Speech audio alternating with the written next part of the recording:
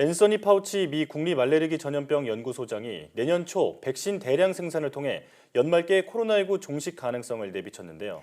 고려대학교 약학대학 김정기 교수와 함께 관련한 자세한 내용 알아보겠습니다.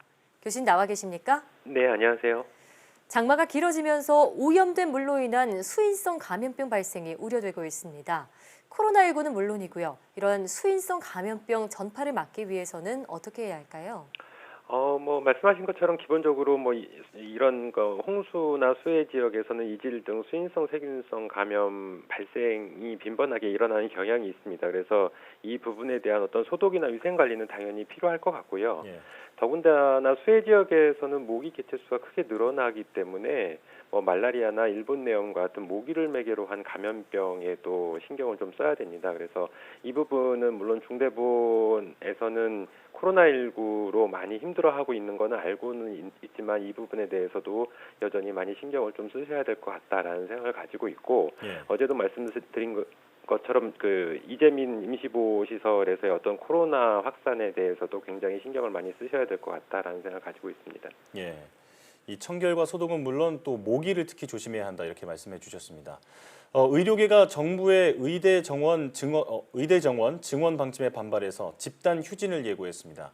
코로나19 상황에서 의료계의 집단 행동, 코로나19 치료와 방역에도 차질이 생기지 않을까 우려되는데 어떻게 보십니까? 말씀하신 것처럼 내일 전공의가 흔히 우리가 얘기하는 레지던트인데요. 그 단체 행동 즉 파업을 하겠다라고 예고를 하고 있는데, 코로나19의 치료나 방역에 대한 어떤 차질, 그러니까 완전히 없다라고 말할 수는 없지만, 대한의사협회에서 얘기하는 바로는 코로나19나 이거 이외에도 기타 의료 어떤 서비스에 관련해서는 차질이 없도록 나름대로 준비를 했다라고 얘기를 하고 있거든요. 예. 그러니까 내일 예고되어 있는 어떤 전공의 파업 같은 경우에는 어떤 의료 공백을 야기하고자 하는 목적은 아니고요. 어떤 정부와의 대화 창구를 열어보겠다는 의도이기 때문에 아무래도 나름대로 이런 의료 공백에 대해서는 좀 신경을 쓰지 않았을까라는 생각을 하고 있어서 크게 우려는 하고 있지 않습니다. 예. 그래서 그래도 일단 지켜봐야 되겠죠. 네, 그런가 하면 미국의 전염병 최고 권위자인 앤서니 파우치 소장이 내년 초 코로나19 백신 생산이 수천만의 분량에 달할 것이라고 말했습니다. 자, 그렇게만 된다면 내년 말쯤에는 코로나19 종식을 기대해 볼 수 있는 건가요? 만일 내년 초에 백신 상용화가 된다고 해도 그 뒤에 우리가 해야 할 일은 많이 남아 있습니다.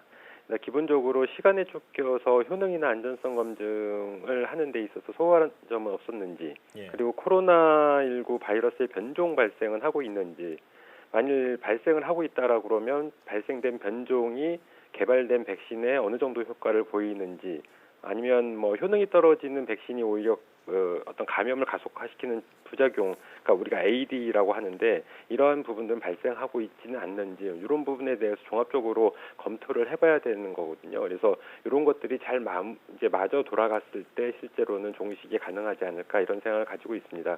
그래서 코로나19는 향후 상황에 종식은 가능할지는 몰라도 어떠한 형태로든지 지구상에 남아 있어서 아무래도 우리 곁에는 계속 있을 거라고는 생각하고 있습니다. 예. 자, 그런가 하면 트럼프 행정부가 코로나19 백신과 관련해서 지금까지 7억 회 투여분의 물량을 확보했다고 밝혔습니다. 이대로 가면 우리나라는 백신을 확보하지 못하는 것 아닌가 이런 우려가 있는데 어떻게 보시는지요?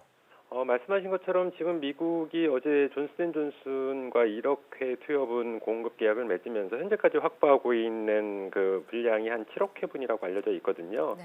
전 세계적으로 가장 많은 물량을 현재 확보를 하고 있습니다. 그런데 좀 과도하다라는 생각은 가지고 있습니다. 이 부분은 미국이 대선이 있다 보니까, 그리고 과거에 코로나19에 대한 대처, 현재도 마찬가지입니다만 대처가 잘못되고 있다는 지적을 좀 어떻게 타개하고자 하는 목적이 아닐까 생각을 하고 있습니다. 그래서 지금 현재 확보한 물량만 해도 미국의 인구수보다도 많거든요. 그래서 예. 과도하다라고 생각을 하고 있는데, 우리나라 같은 경우에는 현재 자체 개발 중인 백신들 이외에는 SK 바이오사이언스가 아스트라제네카 백신의 일부를 국내에서 위탁 생산하기로 되어 있습니다. 그래서 어느 정도의 어떤 확보할 수 있는 루트는 조금 있지 않을까라는 생각을 가지고 있는데, 네. 아무래도 현재 개발 중인 백신들이 성공 가능성이나 안전성 문제를 담보할 수 없는 상황이다 보니까 미국처럼 선뜻 어떤 계약을 체결하기에는 좀 어려움이 있지 않을까. 그래서 우리 그 정부에서는 신중한 입장을 가지고 있는 거 아닐까 이런 생각을 가지고 있습니다. 예. 교수님께서 과도하다라고 말씀하실 정도로 백신 선구매를 둘러싼 각국의 경쟁이 치열한데요. 방대본은 안전이 우선이라면서 검증된 것만 접종하겠다고 밝혔습니다. 어떤 의미로 봐야 할까요? 백신이나 치료제 비단 코로나19뿐만 아니라 다른 질병들에 대해서도 마찬가지인데요.